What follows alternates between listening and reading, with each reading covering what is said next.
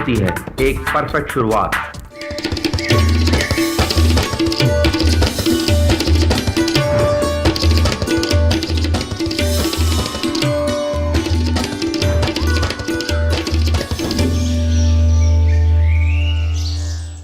नमस्कार। एक नई सुबह की शुरुआत के साथ हम हाजिर हैं एक नए तेवर, नए कलेवर के साथ। नया सवेरा के इस विशेष अंक को लेकर मैं हूं शहला निगार और मेरे साथ मेरे सहयोगी चंद्रशेखर जोशी। नमस्कार। अगले एक घंटे में हम आपको दिखाएंगे देश और दुनिया की ताज़ा तरीन खबरें और साथ ही होंगी फिल्म, साहित्य, संगीत और जीवन के संघर्षों से जुड़ी कुछ कहानियां। तो आइए सीधे शुरुआत करते हैं और सबसे पहले देखते हैं इस वक्त की सुर्खियां।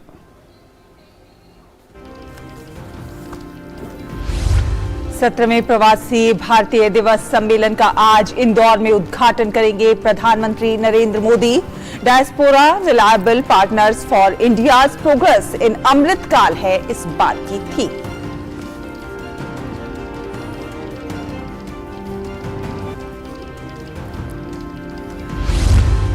जोशीमठ में जमीन धंसने के मामले में प्रधानमंत्री ने उत्तराखंड के मुख्यमंत्री से फोन पर ली पुनर्वास और सुरक्षा कार्यों की जानकारी। केंद्र की ओर से हर संभव मदद का दिया निर्देश। सचिव सीमा प्रबंधन और एनडीएमए के सदस्य आज करेंगे जोशीमठ का दौरा।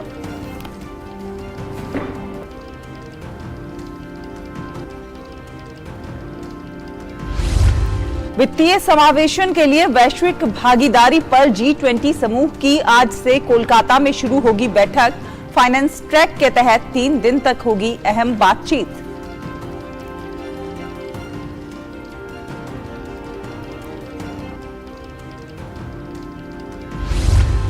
दिल्ली समेत उत्तर भारत के कई हिस्सों में कड़ाके की ठंड, शीतलहर के साथ घने कोहरे ने बढ़ाई मुसीबत। सड़क, रेल और हवाई यातायात पर बुरा असर। अगले 2 दिन यही हालात रहने के आसार।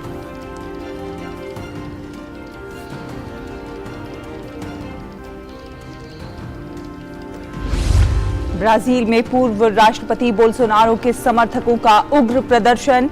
मौजूदा राष्ट्रपति लूला डी सिल्वा के औपचारिक सत्याग्रहण के खिलाफ पुलिस बैरिकेडिंग तोड़कर संसद, राष्ट्रपति भवन और सुप्रीम कोर्ट में घुसे प्रदर्शनकारी।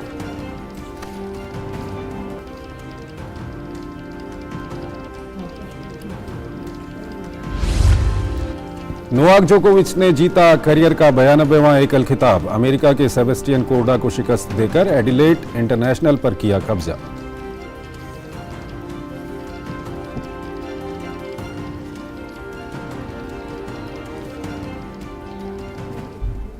तो नया सवेरा में आइए सबसे पहले देखते हैं देश भर से कुछ खास खबरें।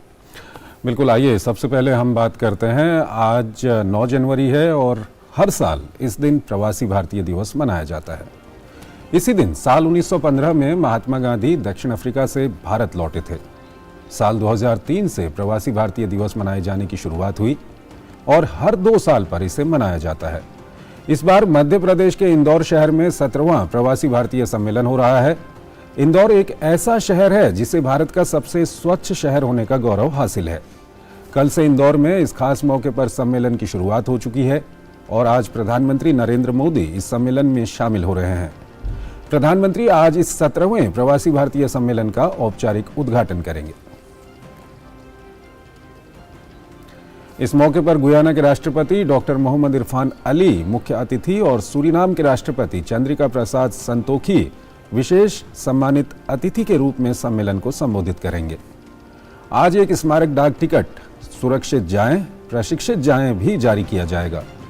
आज़ादी का अमृत महोत्सव के अवसर पर प्रवासी स्वतंत्रता सेनानियों के योगदान पर पहली बार एक डिजिटल प्रवासी भारतीय दिवस प्रदर्शनी का भी उद्घाटन प्रधानमंत्री करेंगे। G20 की भारत की वर्तमान अध्यक्षता के मद्देनजर एक विशेष टाउन हॉल भी आयोजित किया जाएगा। 10 जनवरी को राष्ट्रपति द्रौपदी मुर्मू सम्मेलन के समापन सत्र की अध्यक्षता करेंगी और प्रवासी भारतीय सम्मान प्रदान करेंगी।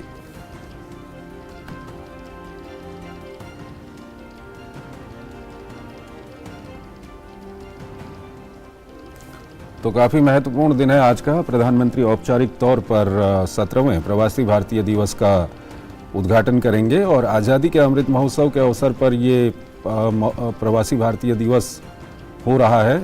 आज़ादी के अमृतकाल के दौरान ये हो रहा है, तो इसकी महत्ता और बढ़ जाती है। कल राष्ट्रपति समापन सत्र को संबोधित करेंगी। आपको बता दें कि कोविड महामारी के कारण देश में 4 साल बाद प्रवासी भारतीय सम्मेलन हो रहा है।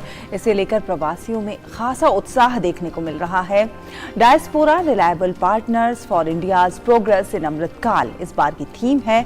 इस सम्मेलन के पहले दिन एक सत्र के दौरान विदेश मंत्री डॉक्टर एस जयशंकर ने कहा कि प्रवासी भारतीयों का अपनी मातृभूमि से प्रेम अटूट और अद्वितीय है। वहीं मध्य प्रदेश के मुख्यमंत्री शिवराज सिंह चौहान ने टेक्नोलॉजी के क्षेत्र में भारत के किस तरह से दबदबा बढ़ रहा है उसकी सराहना की।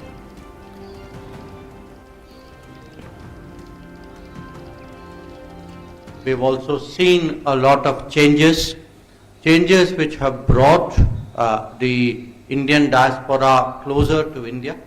On our part, we also tried to be as helpful as we could, especially to the countries where there was Indian origin community. There were a particular focus of whatever we could do. जब मैं नवाचार की बात करता हूं तो Google, Microsoft, Apple, adobe, IBM, Mastercard जैसी बहुराष्ट्रीय कंपनियों के ऑफिस में अगर आप देखेंगे तो केवल भारतीय नजर आएंगे। यह भारतीय मेधा और विश्वसनीयता है कि इन कंपनियों के डेवलपमेंट लैब से लेकर बोर्ड रूम तक भारतीय आसीन है। आज इंदौर में हो रहे प्रवासी भारतीय दिवस सम्मेलन में इस बार सूचना और प्रसारण मंत्रालय के केंद्रीय संचार ब्यूरो और प्रकाशन विभाग की ओर से एक प्रदर्शनी भी लगाई गई है। ये प्रदर्शनी प्रवासी छात्रों के लिए भारत को जानने और समझने का अवसर दे रही है। हमारे संवाददाता आदित्य श्रीवास्तव ने वहां का जायजा लिया। सूचना एवं प्रसारण मंत्रालय के केंद्रीय संचार ब्यूरो और प्रकाशन विभाग ने इंदौर में चल रहे 17वें प्रवासी भारतीय सम्मेलन में एक प्रदर्शनी लगाई है और वो प्रदर्शनी कई मायनों में खास है। कैसे, ये हम आपको बताते हैं। सबसे पहले आपको बताते हैं प्रकाशन विभाग की कुछ महत्वपूर्ण किताबें, वो महत्वपूर्ण किताबें जो पढ़ने वाले बच्चे, जो UPSC की तैयारी करने वाले बच्चे, कॉम्पिटिटिव एग्जाम्स की तैयारी करने वाले बच्चों के लिए होती है। प्रकाशन विभाग की वो किताबें हैं, पैम्फलेट्स है। G20 की अध्यक्षता भारत कर रहा है। बहुत महत्वपूर्ण हो जाता है ये प्रवासी भारतीय सम्मेलन, वो भी तब जब G20 की अध्यक्षता भारत करता हुआ आ रहा है। और एक सबसे महत्वपूर्ण, सबसे आकर्षण का केंद्र जो इस वक्त यहाँ पर इस एग्जीबिशन में है वो है ये डिजिटल किताब। आजादी का अमृत महोत्सव जब ये देश मना रहा है तो लोग ये जान रहे हैं कि किस तरीके से ये देश आजाद हुआ था, किन लोगों की महत्वपूर्ण भूमिका थी। साथ साथ अगर आगे बढ़े तो भारत के विकास में प्रधानमंत्री के जो विजन है, वो प्रधानमंत्री का विजन किस तरीके से काम कर रहा है, प्रकाशन विभाग की जो किताबें हैं वो भी इस प्रदर्शनी में प्रदर्शित की जा रही हैं। और जो प्रवासी भारतीय यहाँ पर पहुंच रहे हैं वो प्रवासी भारतीय इसको किताबों को समझ रहे हैं, पढ़ रहे हैं। और ये देखिए स्वराज सीरियल, आपका अपना स्वराज सीरियल, दूरदर्शन पर प्रसारित होने वाला वो स्वराज धारावाहिक जो आज़ादी की पूरी कहानी बता रहा है। तमाम फ्रीडम फाइटर्स जो रहे हैं उनके संबंधित किताबें भी जो है वो यहाँ पर मौजूद हैं। भारत के राष्ट्रपति, उपराष्ट्रपति, पूर्व राष्ट्रपति जो लोग रहे हैं उनकी पूरी जानकारी यहाँ पर है। कुछ छात्र हमारे बीच हैं, आप इस प्रदर्शनी में हम देख रहे हैं बड़े उत्साह के साथ देख रहे हैं, क्या खास नजर आ रहा है? देखिए, आज़ादी का अमृत महोत्सव चल रहा है और आज़ादी को समझने के लिए, भारत को समझने के लिए पढ़ना बहुत ज़रूरी है। और मुझे लगता है कि प्रकाशन विभाग एक बहुत महत्वपूर्ण हमारा सहयोगी है जो हमें भारत की सभ्यता के बारे में, उसकी संस्कृति के बारे में, उसके इतिहास को जानने के बारे में बहुत उपयोगी रहता है। हमारे साथ प्रकाशन विभाग की महानिदेशक अनुपमा भटनागर जी भी हमारे साथ मौजूद है। मैम, एक बहुत महत्वपूर्ण प्रदर्शनी यहाँ पर देखने को मिल रही है, क्या उद्देश्य इस प्रदर्शनी को बताने का?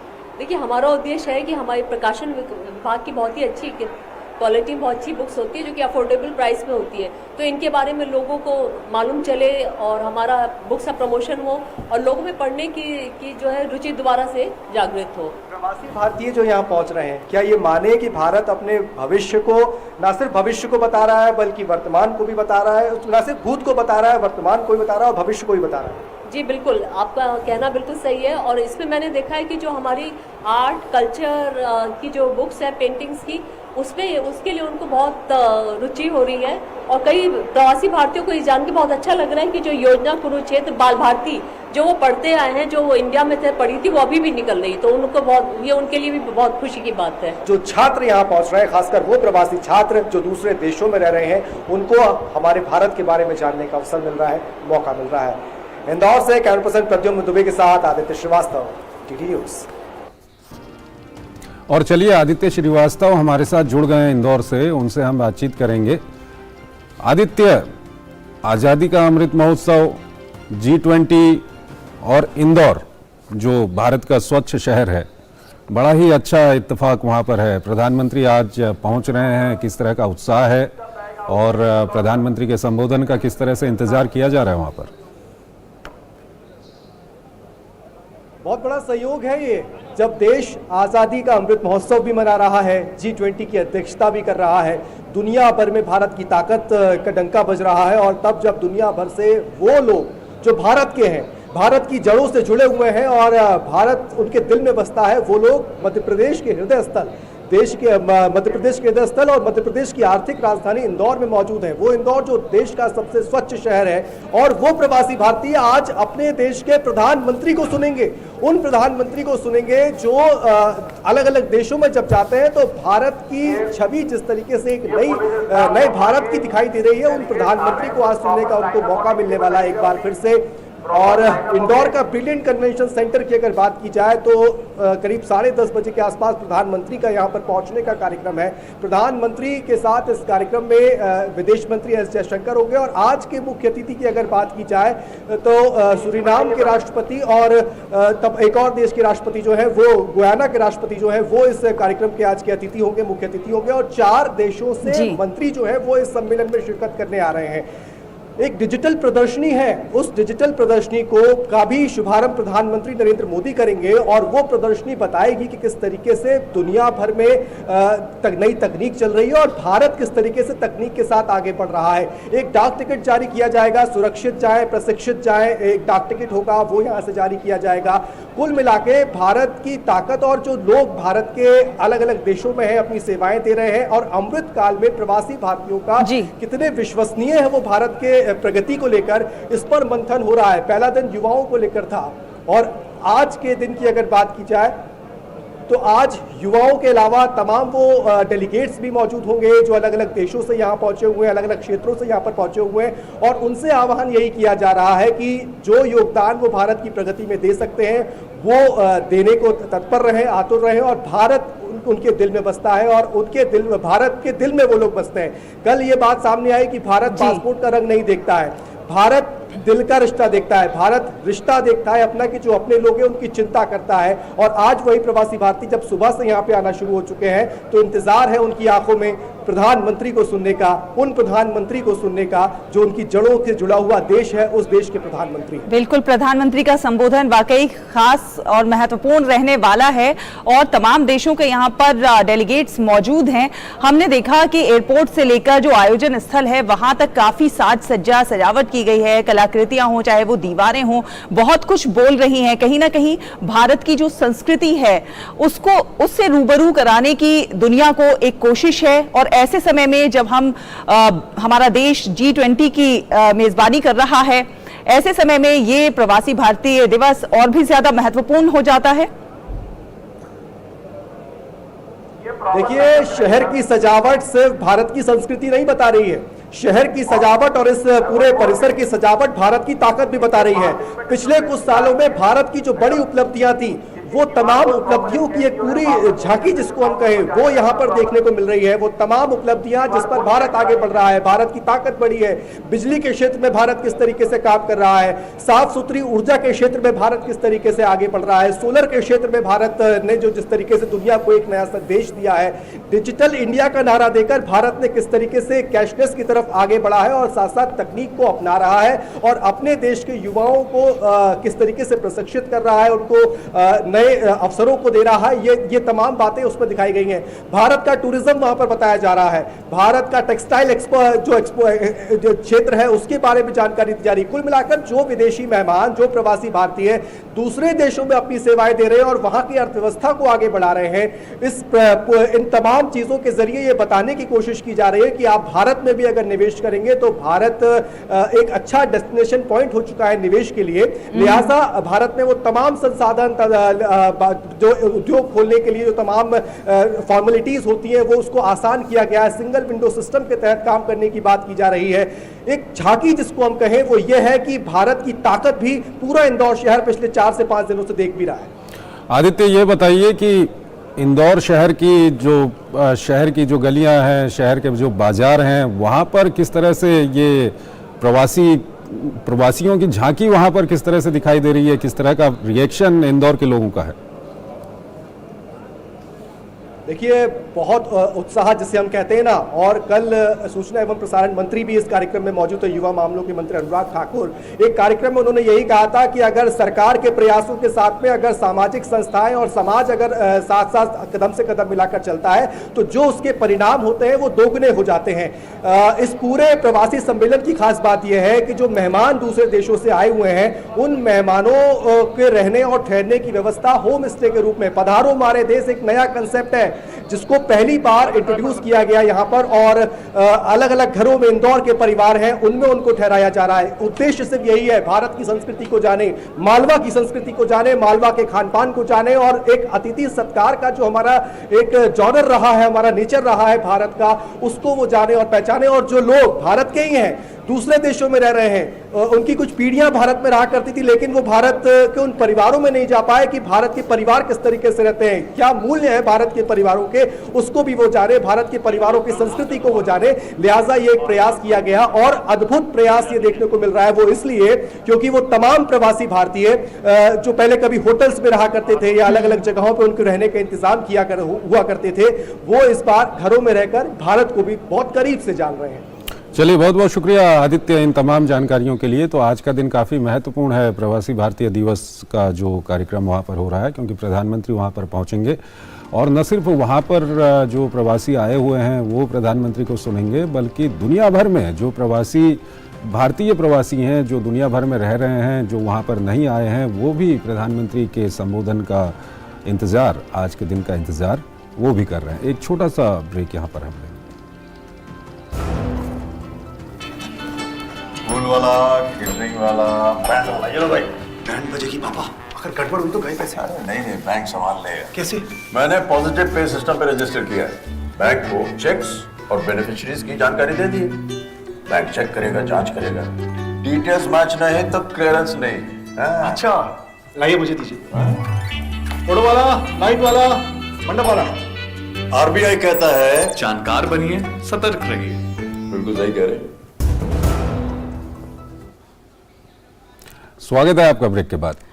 और अब रुख करेंगे अगली खबर का। आपको बता दें कि उत्तराखंड में जोशीमठ के हालात को लेकर केंद्र सरकार एक्शन में आ चुकी है। प्रधानमंत्री नरेंद्र मोदी खुद इस मामले में काफ़ी चिंतित नजर आ रहे हैं। कल उन्होंने उत्तराखंड के मुख्यमंत्री से फ़ोन पर बात की और वहां के हालात की जानकारी ली। पुनर्वास के कामों को तेज गति से करने के प्रधानमंत्री ने निर्देश दिए हैं। साथ ही साथ केंद्र की ओर से हर संभव मदद का भरोसा दिया गया है। केंद्र और राज्य सरकार विशेषज्ञों की सलाह पर तात्कालिक और दीर्घकालिक उपायों पर तेजी से काम कर रही है।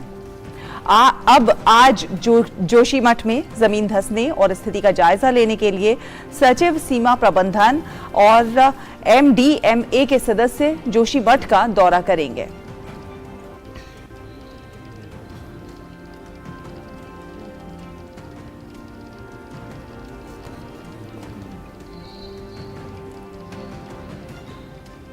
और जोशीमठ में इस समय ग्राउंड जीरो में डीडी न्यूज मौजूद है और वहां पर हो रहे हर अपडेट पर हमारी पैनी नजर है। नीरज हमारे साथ जुड़ेंगे, उनसे जानेंगे वहां की स्थिति के बारे में। इन सबके बीच आपको बता दें कि प्रधानमंत्री के प्रधान सचिव डॉक्टर PK मिश्रा ने उच्च स्तरीय समीक्षा बैठक की है, जिसमें कैबिनेट सचिव और भारत सरकार के वरिष्ठ अधिकारियों और राष्ट्रीय आपदा प्रबंधन प्राधिकरण के सदस्य शामिल थे। यहां पर उत्तराखंड के मुख्य सचिव ने जोशीमठ की ताजा स्थिति की जानकारी दी। एनडीआरएफ की एक और एसडीआरएफ की 4 टीमें जोशीमठ पहुंच चुकी हैं। विशेषज्ञों का एक दल जोशीमठ की स्थिति का आकलन कर अपनी अनुशंसा देगा, जिसमें एमडीएमए के सदस्य, राष्ट्रीय आपदा प्रबंधन संस्थान, भारतीय भूवैज्ञानिक सर्वेक्षण विभाग, IIT Roorkee, Wadia institute of Himalayan geology, CBRI और राष्ट्रीय जल विज्ञान संस्थान के प्रतिनिधि शामिल होंगे।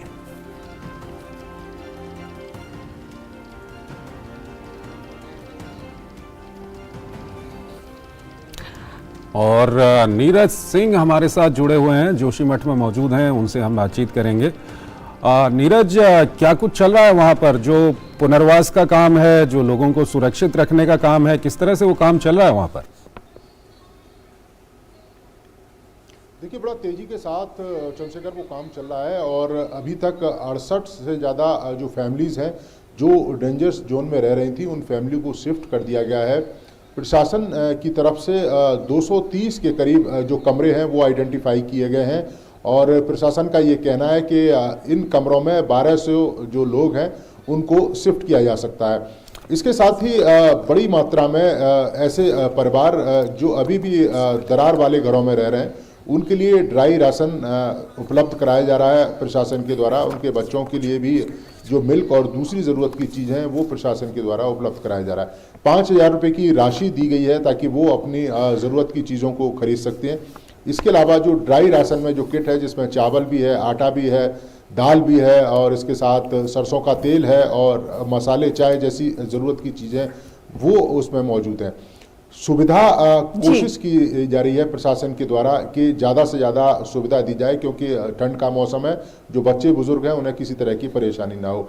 2 तरह की जो रणनीति है उस पर भी काम चल रहा है। एक तो अल्पकालिक कि कैसे इस इलाके में जो लोग हैं उनको जल्द से जल्द निकाल लिया जाए और उनको उनका अस्थायी जो इंतजाम है वो किया जाए, और इसके अलावा दीर्घकालिक जो प्लान है कि कैसे हम इस इलाके को सुरक्षित रख सकते हैं, कैसे ये लगातार जो दरारें पड़ रही हैं, ज़मीन धंस रही है, उन इलाकों में आगे या भविष्य की किस तरह की योजनाएं हैं, किस तरह से वहाँ लोगों को बसाया जाए। क्योंकि जानकारी ऐसी भी आ रही है कि सिर्फ जोशीमठ ही नहीं, कर्णप्रयाग में भी कुछ घर हैं वहाँ पर दरारें आई हैं। नीरज, आप बने रहिए हमारे साथ। हम अपने दर्शकों को बता दें कि जोशीमठ में इस समय ग्राउंड जीरो पर हमारे संवाददाता, हमारे डीडी न्यूज हमारा चैनल वहां पर मौजूद है और वहां पर हो रहे हर अपडेट पर हमारी पैनी नजर है। हम आप तक हर अपडेट पहुंचा रहे हैं। यहां कई मकान डेंजर जोन में हैं। यहां से लोगों को निकालने के लिए प्रशासन 24 घंटे काम कर रहा है। जोखिम और खतरे से भरे इस जोन में किस तरह के हालात हैं जोशीमठ में, इसका जायजा हमारे संवाददाता नीरज सिंह ने लिया है। पहले आपको वो दिखाते हैं, फिर नीरज से बात करेंगे। हम आपको दिखाते हैं कि जोशीमठ में मकानों की स्थिति किस तरह की है, और ऐसे ही एक मकान में हम पहुंचे हैं जहां दरार के कारण अब ये मकान डेंजर जोन में है। यहाँ पर रह नहीं सकते, लोगों को यहाँ से निकाल लिया गया है। पूरा जो फर्श है वो दरारें आपको दिखाई दे रही हैं चारों तरफ। इस मकान की अगर आप स्थिति देखें, ये मकान किस तरीके से डैमेज है और कभी भी किसी भी क्षण ये मकान ढह सकता है। ऐसे ही 600 के करीब जो मकाने हैं जहाँ पर इस तरह की स्थिति बनी हुई है। सरकार लगातार कह रही है कि जो डेंजरस जोन में जो मकान हैं वो वहाँ पर जो लोग रहते हैं वो यहाँ से निकलकर सुरक्षित स्थानों पर पहुँच जाएं, और कई जगह इंतजाम किए भी गए हैं। वैकल्पिक जो व्यवस्था है उसकी भी जो बात है वो राज्य सरकार के द्वारा की जा रही है। ये पूरा मकान अगर आप देखें ऊपर से लेकर नीचे तक बुरी तरीके से डैमेज हुआ है। तो ये अचानक से स्थिति हुई एकदम से, ये एकदम स्थिति हुई 2-3 तारीख को, ये एकदम ऐसी स्थिति हुई। तो उस समय जब ये दरका या जगह जगह दरारें पड़ी, कितने लोग उस समय थे? 4 लोग थे उस समय। तो यहाँ रहते थे, वो अब देहरादून चले गए हैं। कि अभी भी कई सारी जगह ऐसी हैं जहाँ पर लोग रह रहे हैं और कोशिश की जा रही है कि उनको वहाँ से निकालकर दूसरी सुरक्षित जो जगह हैं वहाँ पर पहुँचाया जाए। लेकिन एक बड़ा सवाल ये भी है कि ये लोग, इनकी कई ज़रूरत की चीज़ें इन मकानों के अंदर हैं, सर्दी का मौसम है और उस स्थिति में ये लोग अगर कहीं भी जाते हैं तो निश्चित तौर पर परेशानियां भी होंगी। हालांकि राज्य सरकार बार बार ये कह रही है कि जो भी करा जाएगा इन लोगों के लिए वो राज्य सरकार करेगी, ताकि मुसीबत की इस घड़ी में इनको किसी तरह की परेशानी ना हो। कैमरामैन सुमित के साथ नीरज सिंह, डीडी न्यूज़, जोशीमठ। ठीक है, हमारे संवाददाता नीरज सिंह आपको बता रहे थे कि किस तरह के चिंताजनक हालात वहां पर बने हुए हैं। नीरज, आप हमारे साथ बने रहिए, एक रिपोर्ट और है आपकी, हम दर्शकों को दिखाना चाहते हैं जोशीमठ में किस तरह के हालात हैं, प्रशासन किस किस तरह के कदम उठा रहा है, किसी भी आपात स्थिति के लिए प्रशासन की क्या क्या तैयारियां हैं, इस पर नीरज सिंह ने चमोली के डीएम से खास बात की। देखिए। डीएम चमोली हिमांशु खुराना जी इस समय हमारे साथ हैं। सर, अभी वर्तमान स्थिति क्या है? 2 क्षेत्र हैं जहां पर दरारें परिलक्षित हुई हैं। एक ये रविग्राम और गांधीनगर वार्ड्स वाला एरिया है, जहां पिछले 1 वर्ष से स्लोली ग्रेजुअली हमने कुछ घरों में हमें दरारें दिखी, और कुछ एरियाज़ ऐसे हैं जो पिछले 1 महीने से जहां पर कुछ दरारें परिलक्षित हुई हैं, जिन क्षेत्र का आज माननीय मुख्यमंत्री जी ने भी निरीक्षण किया है। तो जो ये नया क्षेत्र है, बेसिकली यहाँ पर जो दरारें हैं काफ़ी रिलेटिवली काफ़ी स्पीड से यहाँ बढ़ी हैं और अभी भी कुछ जगह बढ़ रही हैं। तो उसको देखते हुए जो प्रभावित लोग हैं उनमें से कई परिवार, लगभग 45 परिवार हैं जो जिनको हमने अभी टेम्प्रेरी लोकेशंस पर हमने शिफ्ट किया है। जिन लोगों को आपने शिफ्ट किया है वहाँ किस तरह की बेसिक फैसिलिटीज़ हैं, क्योंकि लोग अपने लग्जरी घरों को छोड़कर आए हैं, कई तरह की सुविधाएं, जाड़े का मौसम है, तो वहाँ प्रशासन किस तरह की सुविधाएं उपलब्ध करवा रहा है? उसमें सभी बेसिक जो एसेंशियल सर्विसेज हैं, चाहे वो बिजली, पानी और खान पान की व्यवस्था है। हमने फूड पैकेट्स भी बना के हमने व्यक्तियों को दिए हैं। हमने एक कॉमन एरिया में हमने एक कॉमन किचन भी स्थापित किया है, जहां पर लोग आके किसी भी टाइम पे खाना खा सकते हैं। साथ ही साथ कुछ ऐसे भी लोग हैं जो अपना किचन और अपना सामान खुद लेकर आए हैं, तो वो अपने स्तर पे भी लोग खुद कर रहे हैं।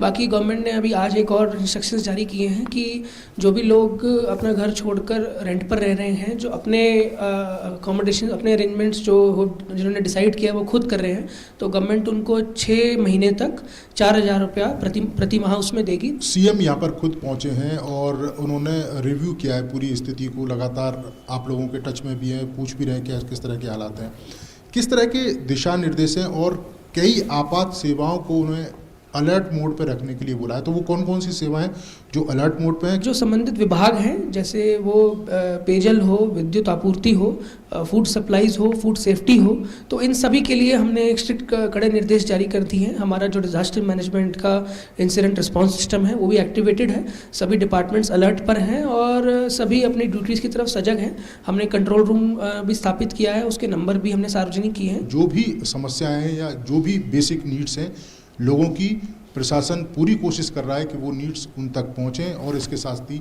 जो लोग अभी भी डेंजर जोन में हैं या जिनके मकानों में दरारें हैं, प्रशासन की पूरी कोशिश है कि उन लोगों को जल्द से जल्द सुरक्षित स्थानों पर शिफ्ट कर दिया जाए। Neeraj Singh, DD news, Joshimath. और नीरज सिंह हमारे साथ जुड़े हुए हैं। नीरज, आपसे जानना चाहेंगे कि जोशीमठ में ये जो कुछ हुआ है ये बहुत नया नहीं है। अब साल 2003 में वरुणावत पर्वत पर भी कुछ ऐसा ही हादसा हुआ था और तब लगभग 200 घरों को 200 से भी ज्यादा घरों को शिफ्ट करना पड़ा था। क्या इसके पीछे कारण मानते हैं आप? कहीं ना कहीं अनियंत्रित निर्माण इसके पीछे वजह हो सकता है, वो कारण बताइए। साथ ही साथ ये भी बताइए कि अभी वहां पर इस समय ग्राउंड जीरो पर क्या स्थिति है, और आर्मी और आईटीबीपी की भी वहां पर छावनी है, उन्हें कहां शिफ्ट किया गया है? देखिए, इसके कई सारे कारण हैं, कोई एक कारण इसके लिए सही नहीं होगा। आप अगर ये देखें कि जोशीमठ का जो निर्माण हुआ है वो कह सकते हैं कि एक भूकंप के द्वारा निर्माण हुआ था, और धीरे धीरे इस पर जो डेवलपमेंट है वो होना शुरू हुआ। अगर आप इस क्षेत्र को देखें तो यहाँ पर विष्णु प्रयाग एक जगह है, और जहाँ पर धौली गंगा और जो अलकनंदा जो रिवर है वो मिलती है, और अलकनंदा काफ़ी तेज़ी से यहाँ से बहती है, तो वो धीरे धीरे धीरे धीरे जोशीमठ के निचले हिस्से को कह सकते हैं कि वो काट रही है, और बड़ी संख्या में जो बहाव है वो वहाँ से निकलता है। और अगर आप उत्तराखंड में देखें कि उत्तराखंड में प्राकृतिक आपदाएं लगातार आती रही हैं। आपने केदारनाथ में देखा होगा किस तरह से प्राकृतिक आपदाएं आई, जंगलों में आग लग रही है। उत्तराखंड के अंदर जो बर्फबारी है, पहले 3000 से लेकर 3500 फीट तक बर्फबारी पड़ती थी, लेकिन अब वो बर्फबारी का जो पड़ना है वो करीब 4500 फीट से ऊपर के करीब हो गया है। तो जो धीरे धीरे बसावट है वो भी उन इलाकों में होने लगी है।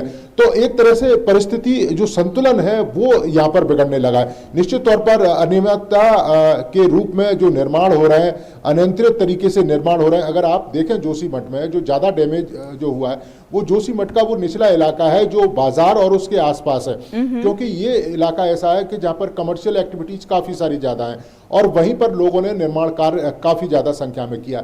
दूसरा, पानी एक कह सकते हैं कि अपनी जो निकासी है वो कहीं ना कहीं से खोज लेता है। जब उसके रास्ते बंद हो जाएंगे और जो नालियां हैं वो भी प्रॉपर तरीके से नहीं होंगी, उनमें गाद भरी रहेगी, तो निश्चित तौर पर जो पानी है वो अपना रास्ता निकालेगा और वो डैमेज करेगा घरों को। तो ये स्थिति पूरे जोशीमठ में बनी। और सिर्फ हम जोशीमठ की बात नहीं करें, उत्तराखंड में कई सारे इलाके ऐसे हैं जो अभी भी सेंसिटिव है। जोशीमठ तो खुद जोन 5 में है, जो भूकंप की दृष्टि से काफ़ी अति संवेदनशील है। तो हमको भविष्य के लिए इस तरह की योजनाएं बनानी होंगी कि किस तरीके से जो लोग हैं वो प्रकृति के साथ रह सकें, और इसके अलावा जो निर्माण गतिविधियां हैं वो कम से कम हो। दूसरी, अगर आप देखें यहाँ पर निर्माण गतिविधियां जिस तरह की होती हैं ये कंक्रीट पर होती हैं, जबकि भूकंप या फिर ऐसे पहाड़ी इलाकों में अगर कंक्रीट का कम प्रयोग किया जाए, क्योंकि अगर दरार पड़ गई तो आपको पूरा घर गिराना पड़ेगा, लेकिन अगर आपके पास जो टीन शेड है या लकड़ियों के अगर मकान बनाएंगे तो शायद ऐसी स्थिति ज़्यादा उत्पन्न नहीं होगी और धरती के ऊपर जो दबाव है वो भी कम पड़ेगा। तो इस तरह की जो नीतियां हैं वो हम लोगों को भविष्य में बनानी होंगी, और आप एक्सपर्ट बताएंगे कि आखिर आने वाले समय में किस तरह की निर्माण योजनाएं होनी चाहिए, और कुछ ही दिनों में वो रिपोर्ट भी सामने आ जाएगी। और नीरज, हमारे साथ चंद्रशेखर जोशी खुद उत्तराखंड से आते हैं, आप वहाँ के स्थिति को जानते हैं, अगर आप कुछ वहाँ की परिस्थिति को बता सकें कि क्यों इस तरह के हादसे हो जाते हैं। नहीं, देखिए, अभी तो जो विशेषज्ञ हैं वो वहाँ पर जाकर इसका आकलन करने वाले हैं, लेकिन इनिशियल जो अभी वाडिया की ओर से एक जो रिपोर्ट आई है उसमें यह है कि उन्होंने जो सैटेलाइट इमेजरी वहाँ पर की है, ये जो पूरा इलाका है ये धीरे धीरे शिफ्ट कर रहा है नॉर्थ टू साउथ। तो उसमें ये बताया गया है कि हिमालय का जो पूरा इलाका है वो 40 mm पर ईयर के हिसाब से वो शिफ्ट करता है, लेकिन ये जो इलाका है क्योंकि ये ग्लेशियर के साथ जो मिट्टी लाई गए है उस पर ये बना हुआ है, तो ये 85 mm पर ईयर के हिसाब से ये शिफ्ट कर रहा है। तो जब इतनी तेज़ी से शिफ्ट कर रहा है तो इसके अंदर काफ़ी टेक्टोनिक चेंजेस इसके अंदर आ रहे हैं, तो वही कारण है कि ये सब दरारें दिख रही हैं। जिस तरह से झरना फूट गया ये बिल्कुल, उसके अंदर कैविटी होती है, वाटर बॉडीज हैं इसके अंदर बहुत सारी, और जब ये शिफ्ट कर रहा है तो वो वहाँ पे टेक्टोनिक जो शिफ्टिंग होती है, जो उसके अंदर जो जल धाराएं हैं कई रुक जाती हैं, कई अपना रास्ता बदल लेती हैं, तो यही कारण है जो इस तरह के हालात आ रहे हैं। लेकिन वो नीरज सही बता रहे हैं, क्योंकि ये बहुत एक कमज़ोर ज़मीन पर ये बसा हुआ है, और उसके ऊपर अगर बहुत ज़्यादा भार पड़ेगा, जितना कंस्ट्रक्शन वहाँ पर हो रहा है, निर्माण कार्य हो रहा है, तो उसका असर कहीं ना कहीं दिख रहा है। और ये अभी से नहीं है, ये 1970s से ये चला आ रहा है। 76 में एक कमेटी भी बनी थी वहाँ पर, और यूपी के टाइम में वो कमेटी बनी थी, और उस कमेटी ने कई सारी सिफारिशें वहाँ पर की थी कि आप ड्रेनेज सिस्टम बनाइए, ये करिए, वो करिए। अब उस पर कितना काम हुआ नहीं हुआ ये सब तो अलग विषय है। अब यहाँ पर ये है कि अभी जो एक्सपर्ट्स वहाँ पर जाएंगे वो क्या आकलन करते हैं, उसके बाद वो क्या सिफारिश करते हैं, उस पर जल्दी से जल्दी काम होना चाहिए, ताकि आने वाले समय में इसका ट्रीटमेंट किया जा सके। अब जो हो गया वो तो हो गया, बिल्कुल। अब इसका आगे ऐसे हादसे ना हो उसके लिए कदम उठाए जाने बहुत ज्यादा जरूरी हैं। बहुत बहुत धन्यवाद नीरज हमारे साथ जुड़ने के लिए और जानकारी साझा करने के लिए। फिलहाल बुलेटिन में वक्त एक छोटे से ब्रेक का है, जल्द हाजिर होंगे कुछ और खबरों के साथ।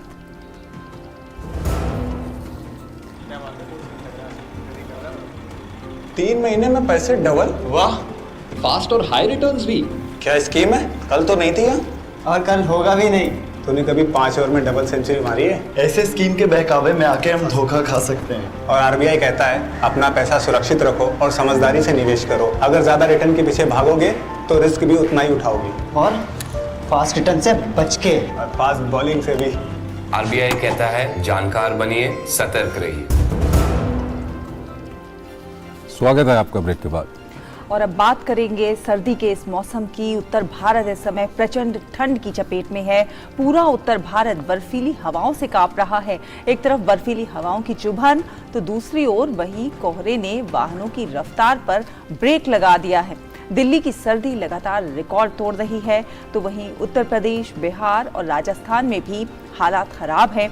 दिल्ली समेत यूपी और बिहार समेत कुछ राज्यों ने स्कूलों को 15 जनवरी तक के लिए बंद कर दिया है। मौसम विभाग ने कड़ाके की सर्दी और घने कोहरे को लेकर नया अलर्ट जारी किया है। मौसम विभाग का कहना है कि अगले 2 से 3 दिन कोहरा बेहद घना रहेगा, यानी कि विजिबिलिटी 0 मीटर हो सकती है। पंजाब, हरियाणा, चंडीगढ़, दिल्ली, उत्तर प्रदेश, उत्तराखंड, उत्तरी राजस्थान, बिहार, पश्चिम बंगाल, सिक्किम, असम, त्रिपुरा, मध्य प्रदेश में भी कोहरा आने वाले 2 से 3 दिनों तक जमकर कहर ढाने वाला है, जिसके चलते मौसम विभाग ने कई राज्यों के लिए रेड और ऑरेंज अलर्ट भी जारी किया है। विजिबिलिटी कम होने का असर वाहनों की रफ्तार पर पड़ रहा है। घने कोहरे के कारण रेल, सड़क और हवाई यातायात भी प्रभावित हैं। वहीं कई रेलगाड़ियां अपने निर्धारित समय से कई घंटों की देरी से चल रही हैं।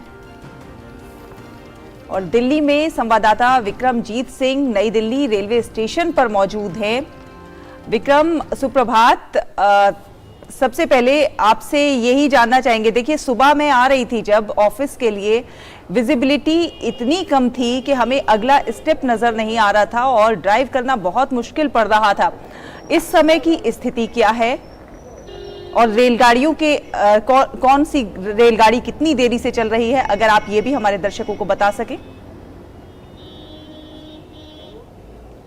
देखिए, अगर विजिबिलिटी की बात करें तो पूरे जो उत्तर भारत है, उत्तर भारत में इस समय जो है घना कोहरा जो है वो है। आने वाले 2-3 दिन में भी जो है घना कोहरा रहने की संभावना, ऐसा मौसम विभाग का अनुमान है। जहां तक विजिबिलिटी की बात करें तो बठिंडा, पंजाब में बठिंडा जो जिला है वहां पर जो सुबह 5:30 बजे और रात को 11:30 बजे जो नापा गया है वहां पर 0 विजिबिलिटी जो है घने कोहरे की वजह से रही है। इसके अलावा अगर कहा जाए कि अंबाला, पटियाला, अमृतसर और हिसार, और यहाँ पर जो विजिबिलिटी है वो 25 मीटर के आसपास रही है। अगर दिल्ली की बात करें तो दिल्ली के कुछ इलाकों में जो है 25 मीटर तक की विजिबिलिटी देखने को मिली है। तो कुल मिलाकर अगर बात करें कि घने की एक गहरी जो परत है वो पूरे उत्तर भारत की में जो है छाई हुई है। तमाम जो शहर है, चाहे वो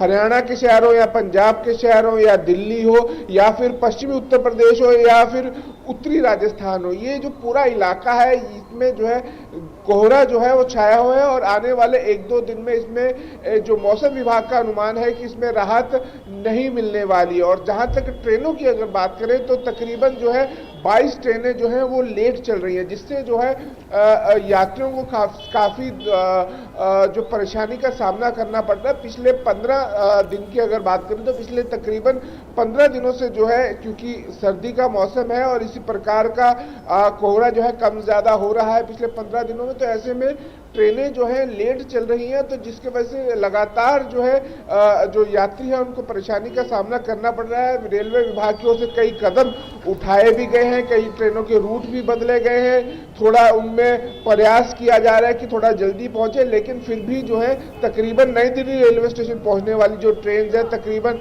21 से 22 ट्रेन जो है वो लेट चल रही है। जी विक्रम, आप दिल्ली में मौजूद हैं और दिल्ली में बहुत सारे ऐसे लोग हैं जिनके पास अपने घर नहीं हैं, वो फ्लाईओवर्स के नीचे रहते हैं और लाखों की संख्या में ऐसे लोग हैं। हालांकि दिल्ली की जो सरकार है उसकी ओर से कोशिश भी की गई है, कई जगह रैन बसेरे वगैरह बनाए गए हैं। क्या ये पर्याप्त हैं? क्या देख रहे हैं आप? अभी भी लोग क्या फ्लाईओवर्स के नीचे रह रहे हैं अभी भी? देखिए, अगर संवेदनशीलता की अगर बात करें तो उत्तर प्रदेश के जो मुख्यमंत्री हैं योगी आदित्यनाथ, उनकी तरफ से जो है समय समय पर जो है रैन बसेरों का ध्यान रखा जा रहा है। जिस प्रकार से लोग जो है जो रैन बसेरे में रहते हैं उनको किसी प्रकार की कोई दिक्कत ना आए, उनको जो है कंबल बांटे जा रहे हैं और जो गर्म कपड़े दिए जा रहे हैं। ऐसा उत्तर प्रदेश की सरकार जो है योगी आदित्यनाथ के नेतृत्व में कर रही है। लेकिन इसके साथ साथ अगर बाकी जगह की अगर बात करें तो तमाम सरकारें जो है इस प्रकार के जो है प्रयास कर रही है। लेकिन चूंकि इसके साथ साथ एक और जो बताने वाली बात यह है, क्योंकि ये जो सर्दी का मौसम होता है इसमें जो बुजुर्ग होते हैं, जो ज्यादा उम्र के होते हैं, जो 60 साल से ऊपर के लोग होते हैं, उनको जो है ज्यादा ध्यान रखने की आवश्यकता है। क्योंकि उसकी वजह यह है कि इसमें जो है ठंड लगती है। ठंड अपने आप में कोई बीमारी नहीं होती है, लेकिन इसके साथ साथ जो है ये बाकी जो अन्य जो बीमारियां होती है उनके लिए एक रास्ता बनाता है। बिल्कुल सही कह रहे हैं आप विक्रम। बुजुर्गों को और बच्चों को ऐसे मौसम में खासा ख्याल रखने की जरूरत है। बहुत बहुत शुक्रिया आपका ये तमाम जानकारियां हमारे दर्शकों तक पहुंचाने के लिए। अगली खबर की ओर चलते हैं। और दिल्ली से लखनऊ की तरफ जा रही एक बस आपको बता दें कि हादसे का शिकार हो गई है। ठठिया थाना क्षेत्र पिपरौली गांव के पास तेज रफ्तार बस अनियंत्रित होकर एक्सप्रेसवे से नीचे पलट गई। इस हादसे में 3 लोगों की मौत हो गई, जबकि 17 लोग गंभीर रूप से घायल हो गए हैं। घायलों में 5 की हालत गंभीर बताई जा रही है। दुर्घटना के समय बस में 40 लोग सवार थे। हादसे की जानकारी मिलते ही पुलिस, यूपीडा की टीम राहत और बचाव कार्य में जुटी हुई है।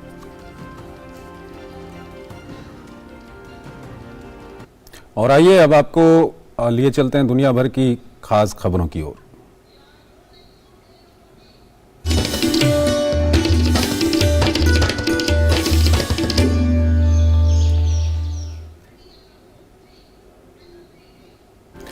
ब्राजील में पूर्व राष्ट्रपति जेर बोल्सोनारो के हजारों समर्थकों ने रविवार को संसद, राष्ट्रपति भवन और सुप्रीम कोर्ट में जमकर प्रदर्शन किया। ब्राजील में पिछले सप्ताह राष्ट्रपति लुइस इनासियो लुला डा सिल्वा के औपचारिक सत्ता ग्रहण का विरोध करते हुए बोल्सोनारो के समर्थक पुलिस बैरिकेडिंग तोड़कर संसद, राष्ट्रपति भवन और सुप्रीम कोर्ट में घुस आए।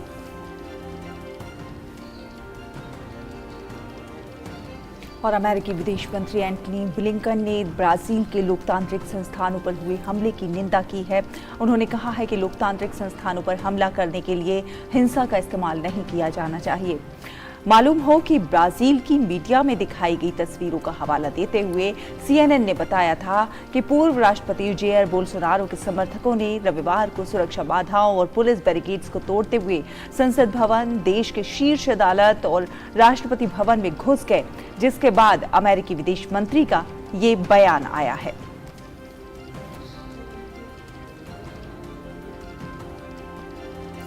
यूक्रेन को लेकर रूस का एक तरफा युद्ध विराम रविवार को 36 घंटे बाद समाप्त हो गया, जिसके बाद रूस ने हमले शुरू कर दिए हैं। इन हमलों में रूस ने 600 से ज्यादा यूक्रेनी सैनिकों को मारने का दावा किया है, लेकिन यूक्रेन ने इस दावे पर अभी कुछ नहीं कहा है। रूस के इस दावे के बाद पूर्वी यूक्रेन के क्रामाटोर्स्क क्षेत्र से एक वीडियो सामने आया है, जिसमें रूसी रॉकेट हमलों के कारण शहर में हुए नुकसान को देखा जा सकता है। हालांकि हमले के कारण कोई इमारत नष्ट नहीं हुई है, न ही किसी के हताहत होने की कोई खबर है। रूसी रक्षा मंत्रालय ने कहा, रूसी बलों ने यूक्रेनी कर्मियों के अस्थायी आवास को निशाना बनाया। साथ ही ये भी कहा कि इस हमले के साथ ही रूस ने कीव द्वारा नए साल पर किए हमले का बदला ले लिया। हालांकि वहां सैनिकों के रहने का कोई स्पष्ट संकेत नहीं मिला है और न किसी के हताहत होने के निशान मिले हैं।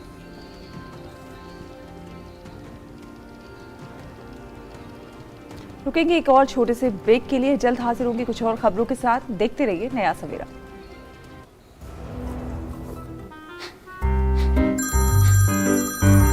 सर, आपका KYC अपडेट करना है, नहीं तो अकाउंट और ATM कार्ड ब्लॉक हो जाएगा। सावधान सावधान, 2.5 करोड़ का इनाम मुझे। देखिए, अनजाने कॉल्स, फर्जी ईमेल्स, लिंक्स और जाली ऐप से अपना पिन, OTP, पासवर्ड कभी भी किसी के साथ शेयर न करें। आप रहेंगे सावधान तो नहीं होगा नुकसान। RBI कहता है, जानकार बनिए, सतर्क रहिए। स्वागत है आपका ब्रेक के बाद। और अब बात करेंगे कारोबार की।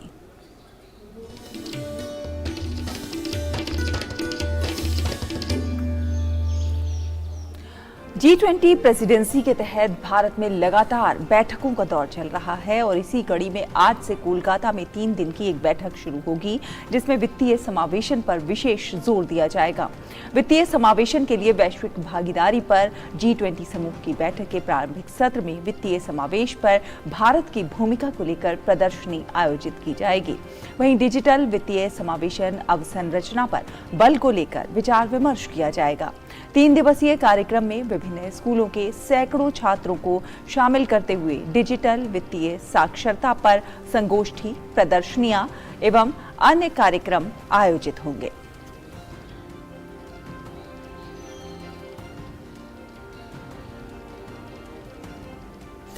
केंद्रीय वाणिज्य और उद्योग मंत्री पीयूष गोयल भारत अमेरिकी व्यापार नीति फोरम में हिस्सा लेने के लिए अमेरिका के दौरे पर हैं। यात्रा के पहले चरण में पीयूष गोयल विख्यात बहुराष्ट्रीय उद्यमों के सीईओ के साथ मुलाकात करेंगे, सामुदायिक कार्यक्रमों में भाग लेंगे, उद्योगपतियों और थिंक टैंक के साथ राउंड टेबल बैठक में शामिल होंगे। पीयूष गोयल 11 जनवरी को वॉशिंगटन डीसी में 13वीं व्यापार नीति फोरम TPF की बैठक में हिस्सा लेंगे। प्रतिनिधिमंडल स्तर की वार्ता से पहले वो USTR राजदूत कैथरीन ताई के साथ भी बैठक करेंगे। TPF की अध्यक्षता भारत की ओर से वाणिज्य और उद्योग मंत्री और अमेरिका की ओर से USTR द्वारा की जाती है। वॉशिंगटन डीसी में वो अमेरिकी वाणिज्य मंत्री जीना रायमोंडो के साथ द्विपक्षीय बैठक भी करेंगे। कुछ उद्योगपतियों के साथ भी उनकी परस्पर बातचीत होगी। भारत और अमेरिका दोनों स्वाभाविक साझेदार हैं। दोनों देश क्वाड, I2U2 और IPEF यानी इंडो पैसिफिक इकोनॉमिक फ्रेमवर्क के तहत भी सहयोग कर रहे हैं। इन दौरों से उभरे परिणाम दोनों देशों के बीच बहुआयामी संबंधों को और मजबूत करने में मददगार रहे हैं। और अब खबरें देखेंगे खेल जगत की।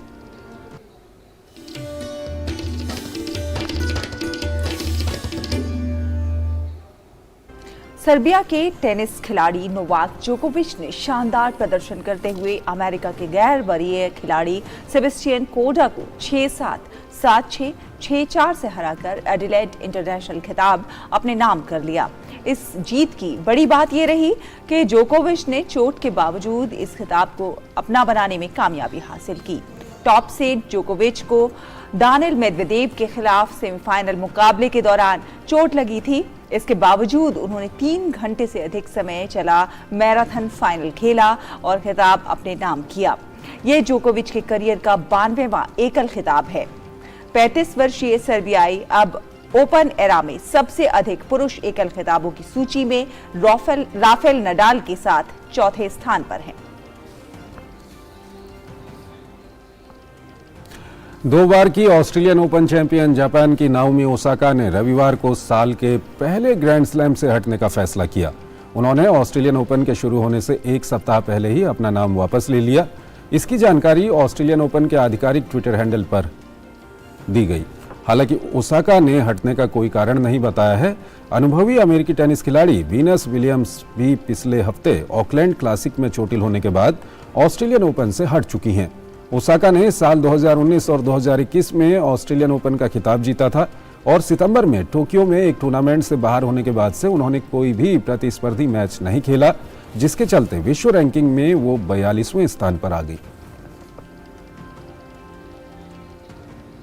और आइए अब बात करेंगे सभ्यता और संस्कृति के विविध रंगों को अपने आप में समेटे हमारे इस विशेष सेगमेंट हेरिटेज वॉक की।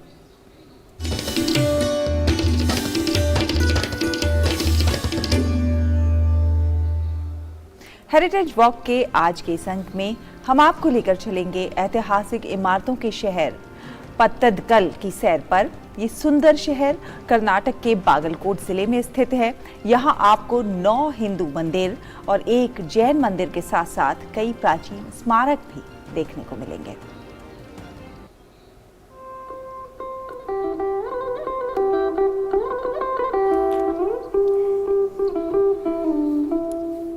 ये है ऐतिहासिकता और भव्यता को बखूबी प्रस्तुत करता पत्तदकल। ये शहर अपनी सुंदर इमारतों और स्मारकों के लिए विश्व प्रसिद्ध है। पत्तदकल कर्नाटक के बागलकोट जिले में स्थित एक खूबसूरत शहर है। जो विभिन्न ऐतिहासिक स्मारकों का एक समूह है। पत्तदकल यूनेस्को की विश्व धरोहर स्थल का एक हिस्सा है। यहाँ की ऐतिहासिक इमारतों में 9 हिंदू मंदिर और एक जैन मंदिर सम्मिलित हैं, जबकि इन प्राचीन मंदिरों का महत्वपूर्ण केंद्र विरूपक्ष मंदिर है, जिसे रानी लोक महादेवी ने 740 ईस्वी के आसपास बनवाया था।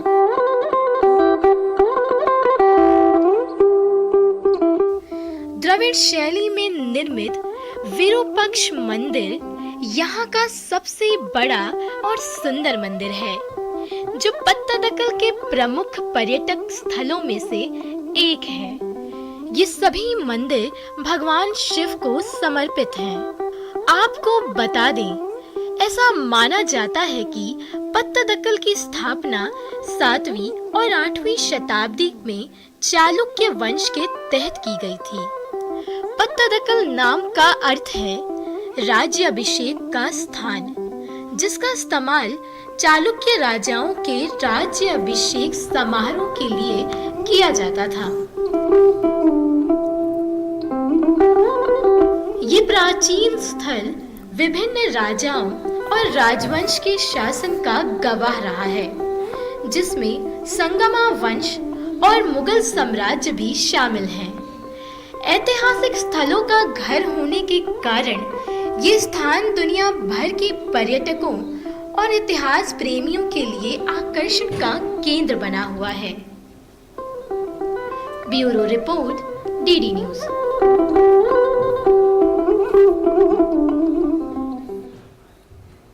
और आइए अब आपको लिए चलते हैं सिने जगत की ओर।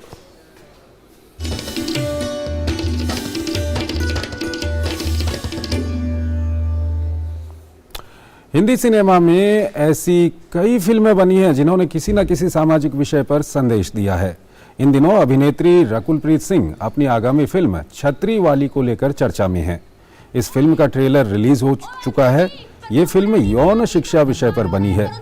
तेजस प्रभा विजय देओस्कर द्वारा निर्देशित ये फिल्म OTT प्लेटफॉर्म G5 पर 20 जनवरी को स्ट्रीम होने जा रही है। रकुल के अलावा फिल्म में सुमित व्यास, सतीश कौशिक, डॉली अहलुवालिया, प्राची शाह पांड्या और रीवा अरोड़ा भी अहम रोल में हैं। दर्द है ना, इसलिए की कहानी है सारी। हम इस बारे में बात ही नहीं करना चाहते। मैं तब से शोरूम का सामान सेट कर रही थी, बट प्रॉब्लम तो गोडाउन में है। ठीक तो मुझे वो करना है। मतलब क्या करोगे? मैं तो पढ़ाऊंगी। यंग जनरेशन की यही बात मुझे बहुत पसंद है। हिम्मत बहुत होती है इनमें।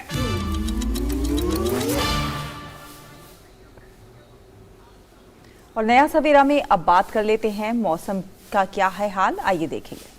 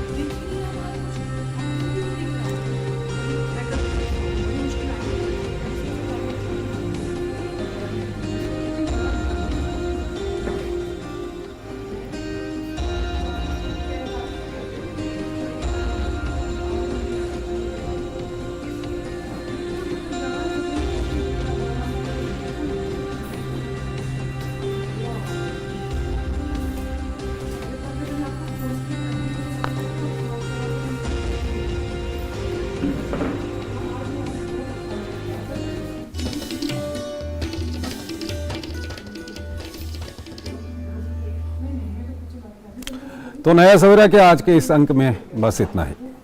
लेकिन जाने से पहले बात करेंगे मशहूर कवि और गीतकार कमर जलालाबादी की, जिनकी आज पुण्यतिथि है। अपनी शायरी और गानों के लिए प्रसिद्ध कमर जलालाबादी के गीत आज भी सुने जाते हैं। तो आप भी इन सदाबहार गीतों का आनंद उठाइए और हमें और हमारी पूरी टीम को दीजिए अनुमति। नमस्कार।